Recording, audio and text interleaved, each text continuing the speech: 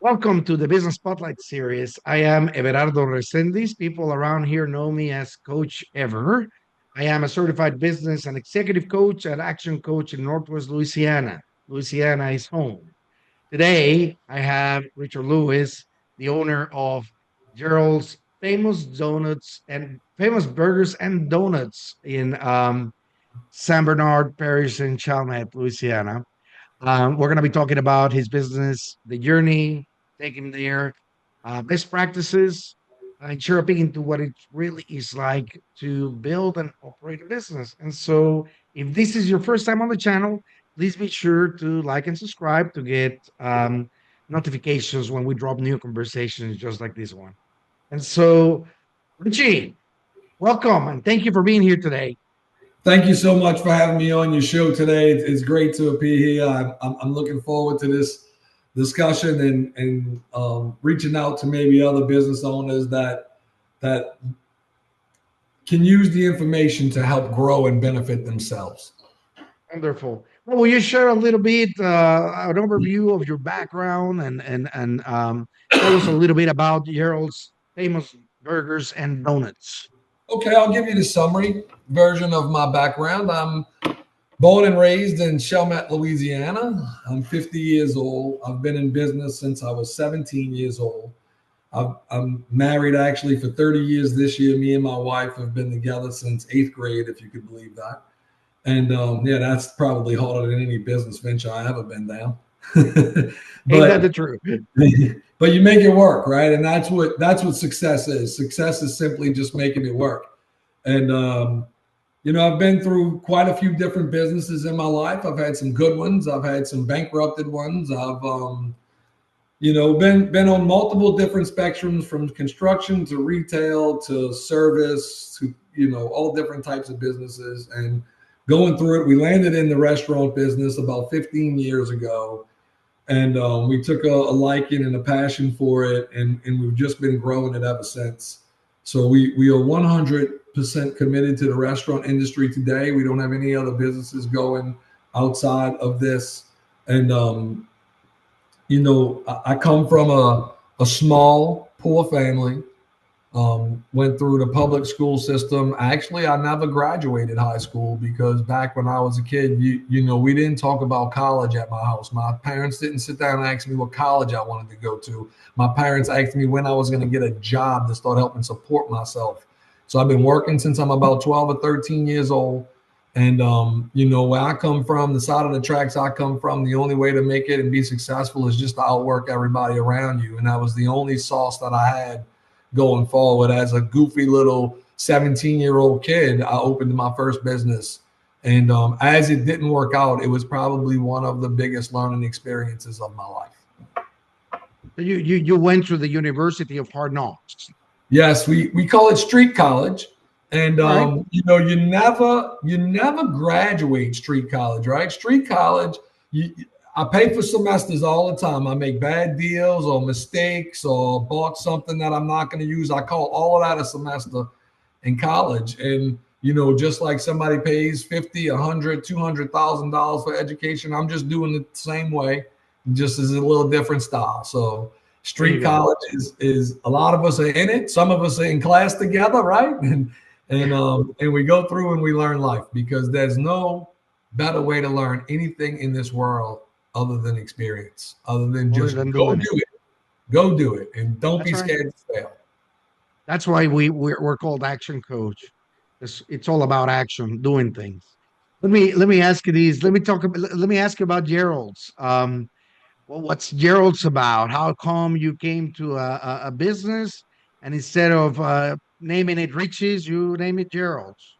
So, Gerald's has been alive since the 70s. And I never had it back then. Mr. Gerald opened it up back in the 70s, and he successfully ran this little donut burger shop in St. Bernard Parish till 1999 when he passed.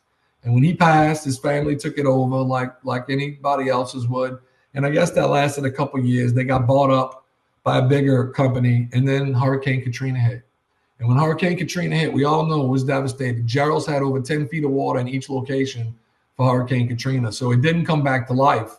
And I guess in this about 2010, a buddy of mine called me up and he said, look, I'm going to buy these buildings. They want to sell the buildings. I'm going to buy the buildings to these donut shops. You interested in opening up some donut shops? And I chuckled a little bit, and I'm like, man, I really don't know if I know how to make donuts. Give me a week or so and let me figure out if I can make donuts. So I went to Google and started learning how to make donuts. We actually made them a couple of times in my house to try to feel out the humidity and how the dough rises and the reaction times, and kind of got a handle on that and decided to take this chance. And coach, when we first opened up, we was open for about 6 months or a year maybe, and I remember the day that we made $1,000 in sales. Right, the first day that we did over $1,000 in sales. Now it don't seem like much today because the economy is different and money's a little different today. But 15 years ago, right, $1,000 was probably $3 today. And we did that. Me and my wife celebrated, and we've come so far from there. And I think back to that celebration because that was the first real win. And you always have to remember that win to keep pushing yourself for more wins. I don't want to get complacent and sit in the same spot and drown out. So Right. those little wins in your business are so significant, and you have to write them down and you have to keep track of them because that's what keeps fueling you for the next one. Outstanding, Richie. Well, let me ask you these. You did mention that it's you and your wife. Do you have any other investors, or is it still 100% your business? Right now, today, it is 100% still just me and my wife. I Very good. don't have any investors. I did it the hard way, coach. Like I do stuff the hard way. I don't know why I do it the hard way, but I've never tapped investors. I've never in my life, in my whole business life, I've never tapped outside investors other than a bank or a friend, right? That might Right. loan me money and I pay them back as a loan. So I don't do partners. And I'm going to Okay. tell you, I can tell you why I don't do partners. I'm the bad partner, right? I'm the bad partner. What's going to happen is I'm going to do partnership. I'm going to outwork you. I'm going to outdo you 100% of the time, and I'm going to be mad at you for it. And so the best thing for me to do is understand that in the front side and just don't do partnerships. I'll do some profit sharing, or I'm always going to be 100% on. I don't do partners because I'm going to Gotcha. be the bad partner. Very good. I'm glad that you know that about yourself and wait to take responsibility, man. I mean, you could say you haven't found the right one, but the reality is that knowing yourself gives you the strength to make those decisions. And so, what role do you have in the business? Are you the head donut cook? Are you the donut designer? Are you the janitor in chief? What's your role in the business? It's funny how your role changes over the years, right? Like, because I remember when we opened up Gerald's and I would work 30 hours, go home, sleep for 5, and go back for 30. And I did that for probably the first couple of years. And I was the cashier, the cook, the donut fryer, the accountant, the payroll specialist, the avatar. I was every hat they had is what I was. And that's what every business owner, and that's why business is so overwhelming. And that's why so many people don't make it because they can't handle 25 different hats in one day. And so learning who, not how, as you grow in business, to learn to trust other people to do things for you and get those results is a milestone that in an entrepreneur's head is hard because we don't generally trust somebody else with our keys. And basically when you start hiring people, you trust them with your keys. And so my role today in Gerald's, as I actually cut the donuts every day, right? My role is more of a futuristic visionary role. I've built a team of people to where I have somebody that runs my restaurants. I have, I think we almost 70 employees deep on two restaurants that are only my customer area is only about 500 square feet. So, we're not very big, right? We're kind of very small. Our kitchen's a little bigger, but we're very small operations. And I have 65 to 70 people in the, that's a big deal. And so my role is pretty much scaling and casting vision and setting up for the next step, whatever that's going to be. Keeping us financially sound is part of my role. I watch all of the numbers and make sure that my cost of goods are in the right parameters and my payroll, the big ones. You always watch the big ones. You can adjust some of the other stuff pretty easily. Those things are kind of harder to move around when you contracts and different things and different decisions you made. prior. But my role today is very administrative. I like to get up every day. So I'll go through my day with you, coach. I'll go through an average day. I wake up about 4:30, 5 o'clock in the morning. I work out, I eat breakfast, and I read for 30 minutes every morning, right? I don't leave my house until 7 a.m. 7 a.m., I roll over to Gerald's in Chalmette. I have a cup of coffee. I socialize with all of the regulars. I think that's very important. I look around, make sure my business is in order, make sure nothing's out of whack, make sure all the employees are there. I have a brief discussion with the manager every single morning about what's going on. I leave that location, go to the other, and repeat that. Okay. And I usually hit my office about 8:30, 9 o'clock, and I come in my office, and I'm starting to get way more structured than I ever was when you talk about time blocking and learning how to value your time and not waste your resources and time and energy on stuff that don't deserve it or stuff that's not going to be fruitful for you and your family. And so I've learned how to schedule. I make a list every Monday of my week and what I'm doing Monday, Tuesday, Wednesday, Thursday, Friday. And when I'm finished with my list on Monday, I go home. If it's 3 o'clock, I go home at 3 o'clock. If it's 7 o'clock, I go home at 7 o'clock. I stay till I'm finished my list. Right. And so that's my day today. My day today is I wake up, I get my little pad. You can see we make lists on these pads. This is my, yeah, I'm not very digital sometimes, right? Like I probably could do better, but right now we're on the pad and it's working. So That's right. That's right. uh, There's also something about writing with your own hand in paper that makes it real. two best ways to learn something: write it or teach it. Right? Write True. it or teach it. If I teach you how to do something, I'm going to learn it better because I have to. And if I write it, I'm going to learn it better. So I write everything down.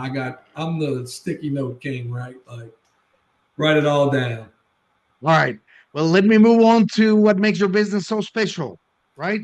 You have these business that you opened up, you brought back to life, right? Um, who is Gerald's for? Is there a picture of your client, the one that you want to serve? So that's a big question, coach. I And know.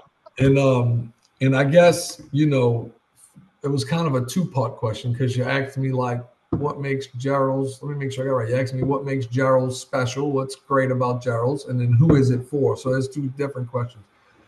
Gerald's uniqueness is simply that it's been in St. Bernard Parish for so long, and my business approach is a little bit different than most, right? I judge my success based on what I can do for other people, not based on how much money I can make. It's easy to be greedy. It's very easy to be greedy. But if you could judge your success on how much of your bottom line you're actually re-putting out into the community you're serving, then that's where you want to be. And that's going to create a different type of success for you. Because so donuts, right? Donuts, real easy. Everybody loves donuts. You could get in a concert without a ticket with a dozen donuts. Like it's incredible what people will do for donuts. So we understood that and we changed our marketing strategy. We don't spend a whole lot of money marketing like a conventional business. Our marketing is almost strictly donations. So anybody that has a funeral, we automatically donate 3 dozen donuts to. We don't have to know you. You don't have to know us. It's just something we do. Because let's think about that for a second, right? You come to me and you say, man, you get some donuts. My brother, cousin, aunt, uncle, friend passed away. And I say, you know what, my man? These donuts are on us. Go. We're sorry for your loss. Go. You never forget that. You're a customer for life. For life. 3 dozen donuts, customer for life, right? How much money do I spend on advertising the hope for one customer for life in a newspaper, on social media? Use your product as a means of advertising and give to your community. We donate to almost every nonprofit in this parish. We have specific budgets of what we're going to donate every month. And when that budget clears out for the month, hey, everybody's got to wait till next month and Gerald's will be back online with some more money for y'all. But we do this, and because what it does is when you engage in all these nonprofits, and it might not seem like a lot of people, 20 people to this one, 10 people to that one, 15 people to that one, but then you extrapolate out into their families and in their networks, and so it's actually much bigger than those 10 people. And those little donuts or whatever little service you did for them comes back to you tenfold because It's you it's mentioned that all, goodwill at its best. yeah, you You're mentioned that showing all of their little goodwill. promo stuff. They always throwing little shouts out at you, you know. And to give you the best example, and I'll let the question go. I know we got a lot to get to, but to give you a good example, this past week, somebody went on Facebook and they said, you know, I'm not going to Gerald's Donuts no more. I had the worst time there. And they went up on their menu price 80%. And so normally, I'll be honest, coach, I don't react to Facebook. I don't answer people that give me negative stuff because you can't, right? You can't go Yeah. up against 50,000 people. I don't have the brain capacity to think that much on that little one customer. I got millions of customers to go get. I'm not going to spend all my time on one that I'm probably not changing his mind anyway. And so I did go comment on this one for one specific reason. I didn't want people to think I went up 80% on my menu. I thought that was kind of rough. And if somebody hasn't been to Gerald's in a while and read that, might think, oh, well, I'm not going there because they're too expensive. So I just went and said, look, man, you know, blah, blah, blah, blah. We didn't go up 80% on our menu. Hope all is well with you. I was just very diplomatic, polite. And I mean, this thing went to hundreds of comments once I commented on it. People are like, you bashing Gerald's, they donate to everything. They so good. And like the whole community comes to your defense. But why does that happen, coach? That happens because of our donating policies. You almost protect yourself from all of the social media wash that most businesses get because the people that you take care of are coming to your aid and they come into your defense. And that's exactly what you want. I want that thread to stay up there forever, and I want it to go 500 comments. I want it to be big, big, big because any advertisement is good advertisement. And so it's all a measure on what you give back to your community. I could go on and on about this topic because it's so strong in my beliefs and the way you donate. Every business depends on that community for their livelihood.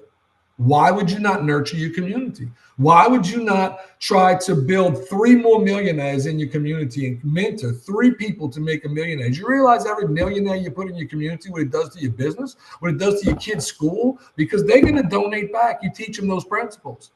That's what business is supposed to do to a community, and that's what a community is supposed to do to a business. And I think America's lost a lot of that sight. Well, that certainly is a big differentiator. It's really where you're coming from. Yes, you produce a product that is likable, that is good, that people rave about, but it is what you represent to your community what makes a difference. So well done. Very well done, Richie. Well, let me then ask you about your competition. I'm sure you're not the only donut and burger shop in San Bernard Parish or Chalmette. So let me tell you my view on competition and competitors, right? Because they're out there, and I mean, so a donut store opens up 3 blocks away from me. Are they my competition? Like, should I try to squash them? What am I trying to do here? What does that mean that they're my competition? Do I not want to see these people be successful just because they're doing the same thing I did? I think that's a little selfish, and I don't like that approach, right? So my approach is I don't have competitors, right? I might have some affiliates, I might have some people that do the same thing, but I don't mind seeing them be successful and build a big business as long as they're not taking my business away from me and my numbers ain't moving in the wrong direction. Then why wouldn't I want them to be successful as well? Let's be real. I'm in a community of 50,000 people. Not all of them are going to like Gerald's Donuts. Not all of them are going to agree with my concepts. Not all of them are going to want to come shop there. Everybody on this planet has a unique taste buds, you know, palates, and so That's it's right. okay. If all 50,000 people showed up at Gerald's Donuts to eat this week, I don't have a product left in the building. I can't even handle that business. Right? Let's be real. We all think as business owners that's what we want to happen, but the truth is, if that happened, you're going to be out of business just as fast as you went in because you can't service them, and it's going to be bad. So competition is okay, or like-minded people are okay. We have had so many donut shops open and close in St. Bernard Parish. And every time they open, I extend an olive branch to them. I say, man, you need anything, you call me. We're here to help you. We're not against you. And what does that do? That keeps them from being against me. That keeps them from talking negatively about me as well. Look, we're not going to do much for them, and they're not going to do much for us. We're not going to need each other too much. We're both entrepreneurs. We both know how to handle our business. But there may come a day where he needs a sleeve of cups. Or, you know, we had a donut shop down here. His mixer broke on a Friday. And I happened to call him, and I don't know why we were on the phone. He was telling me his mixer broke. And I said, look, man, take your ingredients, go over to my donut shop, mix your dough, put it back in your pot, and go back to your donut shop and have donuts tomorrow. And he was like, And really, you would let me do that? I said, absolutely. Well, you have donuts every day. One more day. What do you think? I'm just trying to scoop up a couple extra pennies tomorrow? It isn't going to matter, right? Right. All that isn't going to matter. I need you to be open. I ain't going. No, I'm going to run out of donuts. So and that's the approach to competition, because the truth is, you've always heard keep your enemies close, right? And so if you bring all these people close to you, they don't hurt you, they don't impact you, and you grow Right. together. Rich, successful people don't have competitors. They don't. They work together, they share ideas, they respect each other. And that's how you move forward. You don't move forward. Recently, I'll give you this story. 2 months ago, they opened another donut shop. It's called Tasty Cream. You might have heard of them. They got several locations. They're not a real small operator, not big, but they're not small. And they opened up about 3 or 4 miles away from me. And everybody's like, man, what is this Tasty Cream opening up? I said, listen, I wish them people all the best. And people can't take me like that. They don't know how to handle me. Because I'm not mad. Let them build a business. I don't mind these people building a donut business. Just don't take mine. And my job as an entrepreneur is to not lose mine. It's to Right. stay on the cutting edge. It's to stay engaged with my customers, stay engaged with my employees, stay engaged with my business. And there's no such thing as competition. I've There you watched go. I watched Dunkin' Donuts open up less than a mile from me in the last 6 months and go away. And that's probably the biggest they got in the donut world, right? And so that's a big statement to how we operate and what we do. We just 100% of my time is on my business, coach. I love it. Love it. Well, what's one thing you wish more people knew about Gerald's famous burgers and donuts? So we always wish we could put a donut in everybody's mouth so they could taste it and we could get the review. That's one thing I wish they knew. But I really wish people knew core principles of Gerald's Donuts, as Gerald's Donuts is a success story.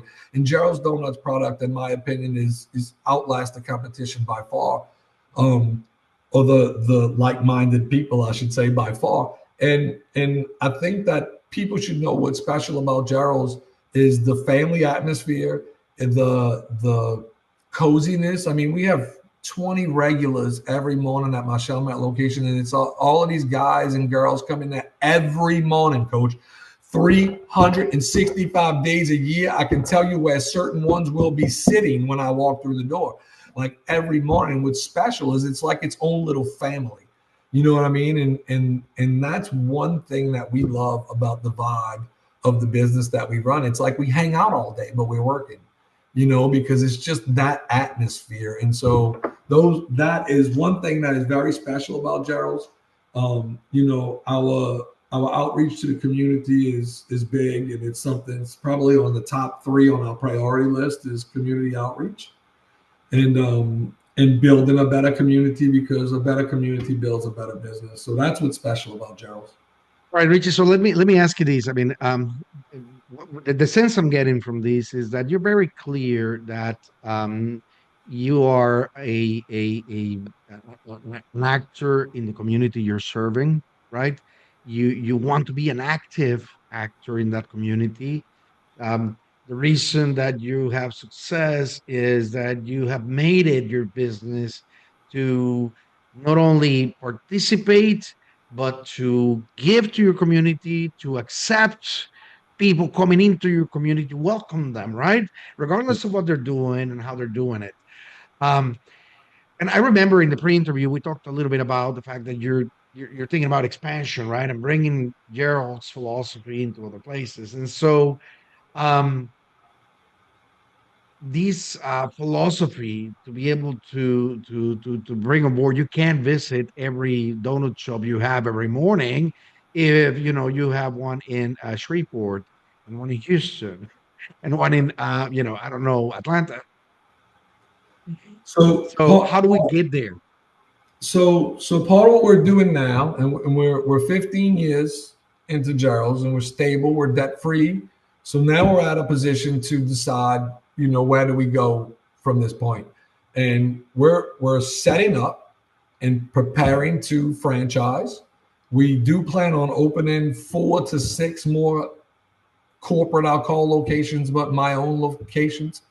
And when we set up the franchise, a big part of it's going to be community outreach. A big part of it's going to be getting involved with local governments, local chamber of commerces, local economic development foundations, or whatever it's called in each individual parishes or counties.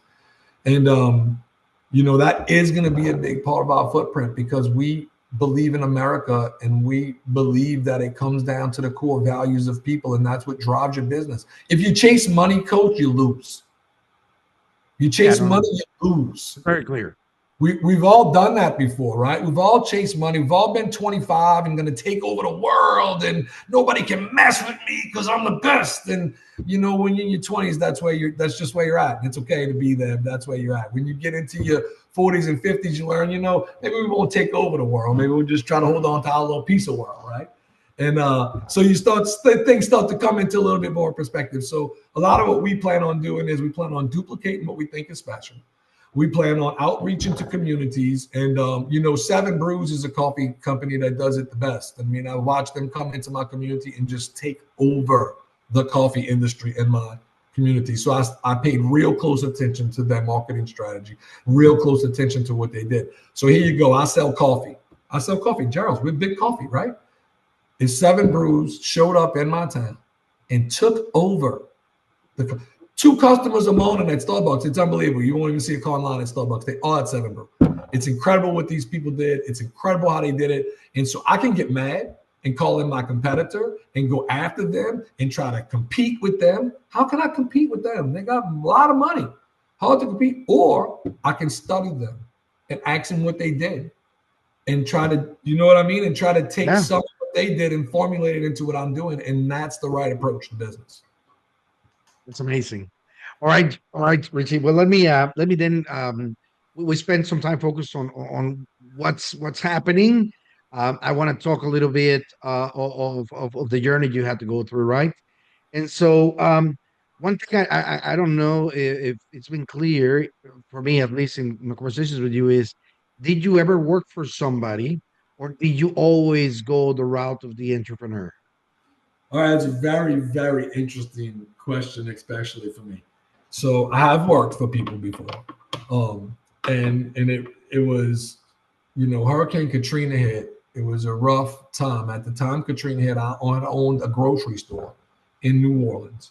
All right, and when Katrina hit, wiped me out. Like, don't know what I'm gonna do. Don't know where I'm gonna go. So I go to work for a construction company. Heck, Katrina hit. There's so much construction around here. That's easy, Right. right? But I needed just something in the I got to pay my bills too. And so I got hooked up in this construction company, and I did that for like a year or so after Katrina, and decided, man, I'm just an entrepreneur, right? I just got to go do my own thing. And I opened up this big, like mini Home Depot type of place where I sold all these construction materials. And so I'm still in the industry. I made a lot of contacts doing construction. So now I got a lot of customers for my newly opened, right, hardware store, I'll call it. And I went great. I mean, everything was great. And I didn't know what was happening in government. In government changed one law in my parish. All my customers left. All the investors left, right? So Wow. now I got $200,000 a month carrying costs and no customers. I'm in big trouble, because that sinks a ship really quick. I got to file bankrupt. There's no other move here. It's of no fault of my own, but this is where I'm at. I have to endure this and file bankrupt. And that was when I made the decision I was going to get involved in government right there. That's when I knew I had to go get involved in government, because these people don't understand business, and they don't understand what they do in the business when they make these goofy little moves and how it affects us. Right. So I bankrupt the hardware store. I'm going to open up this pizza and laser tag place, right? And it's kind of going to get in kind of cheap, and I'm going to make all these little moves. And I made everybody put up money in the world to get into this place. And we get into it. It does really well for like 6 months, and then it starts to taper down, just like any business. You got to find your plateau, right? Well, the plateau was a little too low for where we needed to be. So I go get a job back in construction, what I know how to do. Go back in construction, and I start installing refrigerated equipment for a refrigeration company. And I did that for maybe about 6 months, and then the Gerald's phone call comes, right? And so, all right, shit, I just failed twice. I just dumped the bucket of money over twice. I'm up to my eyeballs in debt from those losses, right? And I can't file bankrupt for another 7 years, because I just did that. So that's not going to be an option. So I have to be real careful with what I do. And I committed to this Gerald's Donuts. So now understand where I'm at. I'm working a full-time job and I'm putting Gerald's Donuts together in the afternoons and weekends and installing all the equipment, my painting the walls myself, the whole thing, right? And we get Gerald's open, and I got to let the job go because Gerald's does well and it's too demanding, and I'm only one person and I can't figure it out. So I get rid of the job, and now I just have Gerald's solely. And so that's why I work for somebody. But let me tell you why I want to bring it back, because that comes back into the picture a year or two later. The guy I worked for in refrigeration calls me up and says, "Hey man, I need you to do me a favor. I got to install a cooler at this grocery store. I'm gonna try to go quick for you. I see you looking at your watch." I don't And know. he says, "Can you help me out?" I said, "Yeah." I grab a couple of my friends. Took me 2 days. Look, this guy gave me a job when I was down. He took care of me. I'm gonna take care of him. That's what we're supposed to do, right, coach? So I go take care of him. I installed a cooler. About a week later, he shows up to my house with a check for like $5,000. And he says, "Here, man, this is for putting that cooler up." I said, "Nah, you have to pay me none. Like, we good. You help me, I help you." He says, "Nah, I'm going to pay you because I need you to do another one." So that turned into four crews, a whole operation in the whole southern region of the United States, and was doing over $1 million a year revenue from my side hustle, which was my installing of the coolers and refrigeration, right? So Wow. now I got Gerald's going, and I got this big old thing that turned into this big thing. Like this is the best ones are the ones you're not looking for. And and then when COVID hit, I shut the refrigeration stuff off. I said, "That's it. I'm not traveling no more. I know it's good money. I done built Gerald's up to replace that income. I just got to get out of that, right?" And so then we went solely to Gerald's, and I guess I left a little bit out because I was elected this whole time, and I got into government and won a council seat and did all of that in the interim of this stuff happening, and and so now we were solely Gerald's, and it was like, okay, we need to clean up Gerald's and we need to do this. Well, then the thought comes into my brain that I'm going to run for parish president, right? I had enough of these people. I'm going to take it over myself. And as we get closer to that election, I said, no, I'm not going to run for parish president. That seems like a pay cut and too many damn hours for me. Right.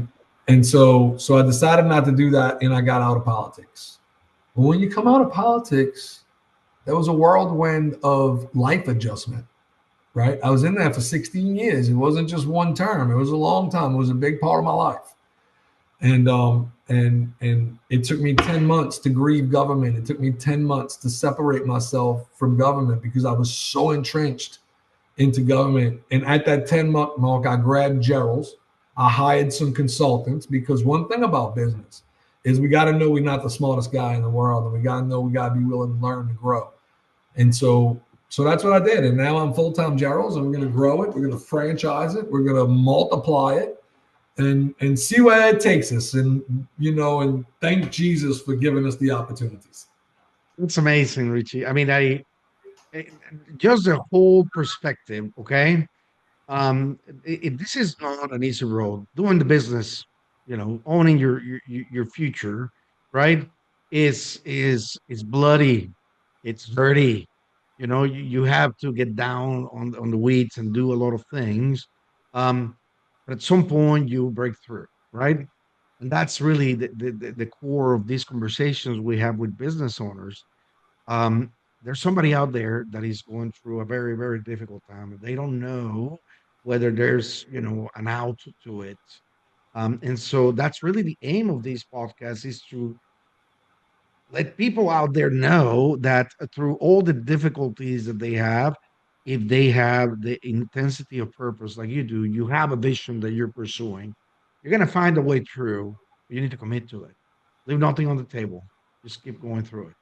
And so let me then we have covered a lot of information in podcast, and for those people who are watching, I highly encourage you to save these and come back a few times for an additional watch. There's a lot of great nuggets here. And so as we begin to wrap up, Richie, I have a few rapid fire questions. All right, let's Quick go. top of head answers for each, okay? What is the key to success for you? Discipline. Discipline is a good one. What is your one piece of advice for other business owners? Don't give up. Persistence is the key, and outwork everybody around you. Very good. All right. You said that you're reading 30 minutes every day. Every So day. what book are you reading now, or which one would you recommend people to get a hold of? So I would definitely recommend, and I'm just finishing this book, so it's very fresh on my mind. But the name of the book, matter of fact, Coach, I have a copy of the book here. And now, when I buy a book, I always buy 5 copies. If I like a book, I buy 5 copies because my 5 people on my leadership team need to stay educated with me. Because if I'm going to grow this team, I need them to think like me, right? So that's why I happen to Yes. have. This is the book right here. Right? Yes. This is the book. And when you read this book, it will change your life. And I'm going to give you one. I'm going to give you one past that. I'm going to give you a title past that. Extreme Ownership, Jacko Willink. Very good book. All right. Very good. We will definitely put links on our YouTube links so that people can go get them. Um, if you had to choose only one area of your business that you could immediately improve tomorrow, what will that be? My drive-through. My Okay, tell me drive. more. My drive-through. So when you look at the big players, McDonald's, Burger King's, how they run it, we all know they got a timer. We all know they got these goofy little things, and we never really understood why. So Gerald's drive-through is turning at about 8 to 10 minutes per car, which is just way too long to make money. If we can optimize and get that drive-through more efficient to a little more speed without sacrificing the quality of our product, that is the area that I'm working on today. So that's why it was an easy answer.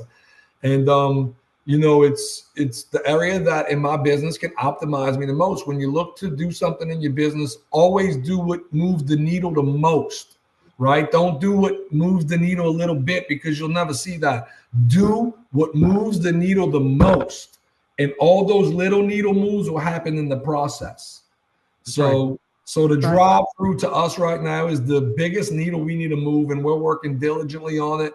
We have several plans that are going to start kicking off in May that are going to start to optimize and improve that drive through in the future. Very, very cool. Hey, so before we get into the final question of the day, how can other people learn more about your company, you, Richie? How can they get in touch? You can look me up. I'm on Facebook under Richie Lewis. I'm on LinkedIn. You can find me on any social media platform. You can find Gerald's Donuts through obviously Google Business, the easiest way to find any business, right? You can find me. Feel free to ask me any questions. Feel free to link up. I can talk about this stuff all day. It's what I live and I breathe. And one thing I like to do, and I don't have to know who it is, but I'm always willing to help somebody. I'm always willing to help somebody better their business. The only thing I'll tell people is when you call. And Coach, I hope you have this same approach. Don't get mad at the response because I'm not here to tell you what you want to hear. I'm here to tell you what moves the needle. That's right. Very cool. All right, Richie. So, final question of the day. What do you find is most inspiring for you today? So, obviously, God and our Lord is one of my biggest inspires. Just let me say that first because it's somebody I talk to every single day of my life. And what inspires me the most is being in a position to help other people. And that's like one of my biggest main goals. One of my things when I retire is I want to come work with you, Coach, and I want to help mentor businesses for free. I don't want to charge nobody anything. I want to see some of these younger people do better. So what inspires me is success. What inspires me is other people's success inspires me, and it makes me move. It always makes you check yourself. When you see somebody doing well, how's he doing? What's he doing? How do I do that? What am I doing? And that's what a business owner does, right? That's what we do. Exactly We'll get out there and I will defend you. If you say something about my business and you make me mad, I'm going to defend my business. And as soon as we hang up, I'm going to make sure I'm doing it right. I'm going to go double check what you said to make sure that I was right, because if we don't do that, we fail in ourselves. The worst thing you can do as business is not move, is get stagnated and sit still. Today, we in a world of AI. I will tell everybody from Gen Z to study AI. Me and you, Coach, we watched the internet drive right past us. It drove right past us when we were kids because we didn't know anything about it. If you'd have knew what the internet would be, we would both be Jeff Bezos, right? So we just didn't know. We didn't have that education. So I'm telling everybody in the younger generation, study AI, learn Right. AI. It is going to implement every single part of your life in about 20 years. And if we don't understand it, we in big trouble, especially as business owners. I've already taken 2 courses on AI and learning how, I'm just trying to learn how to prompt it, because that is what the secret to AI is the prompt. That's right. So That's right. so Like any you know, other big advance in technology, it comes with a lot of opportunity. and I'll go back to this, right? So let me go back to who, not how, because I'm learning how, right? Not always the right way. For me, I'm not going to learn 100% how. I just need to know general parameters so I know what decisions to make and what it's capable of. That's all I need to know, and that's what I'm trying. I call it that you need to know enough to just be dangerous. That's right. Just to be dangerous, just enough to hurt yourself a little bit, because nothing teaches you more than a fail, That's true. right? And a winner is a failure that tried one more time. That's all a winner is. It's a failure that tried one more time. We all fail. It's part of the process, and it's a great thing. Fail, and I'm going to let you steal this one from me, Coach. Fail. What does fail stand for? First attempt in learning, and that's what Love fail it. stands for. You can write it down, Coach. That's one. I got to tell you where that came from, because such a unique story, and I know we've been on here for a long time, but I told you I could talk about this all day. I was reading to a fifth grade class about 3 years ago, and I was reading a story, a little children's fifth grade book, and it was about a little engineer, and the word fail appeared in it. And then when I read the word, the teacher stopped me. She said, "Hold on, class. Do we know what fail stands for?" And a little fifth grade girl raises her hand. She said, "First attempt in learning." And I almost fell out my chair. Right? I'm like, "What's your name?"